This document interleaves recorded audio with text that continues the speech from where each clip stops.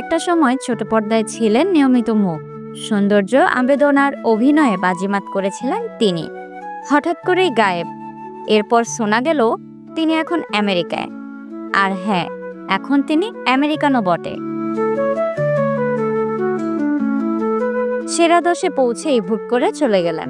Campaign booth থেকে বেরিয়ে গেলেন, তাও আবার সবার চোখের সামনে। তারপরে বিজ্ঞাপনের দুনিয়ায় আগমন। তার চোখের চাহনি, ঠোঁটের বাঁকা দ্যুতি ছড়াতো ছোট পর্দায়। কিন্তু বিপাশার বাস্তব জীবনের গল্পটা নাটকের চেয়েও ঢের নাটকীয়। হ্যাঁ, প্রেমে পড়েছেন, বিয়েও করেছেন, আবার সেই বিয়েও ভেঙেছে। ডিভোর্সের পর ঢাকার এক ছেলের সঙ্গে প্রেম, বিয়ের সিদ্ধান্ত নিয়েছিলেন, কিন্তু শেষমেশ প্রেমে ভাটা। কারণ মতের অমিল। বিয়ে শাদী এটা হচ্ছে আল্লাহর উপর, জানি না। এরপর সোজা মার্কিন প্রেম।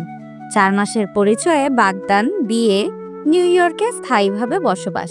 নাম আসলেই হলো, ওটা নিয়ে নাচানাচি করে। লাইক আমার পিয়া বিপাশার জীবনের প্রতিটি ধাপ যেন সিনেমার চেয়ে কম নয়। এক সময়কার জনপ্রিয় মুখ এখন আমেরিকায়, ক্যামেরার সামনে আবারও আলো ছড়াচ্ছেন।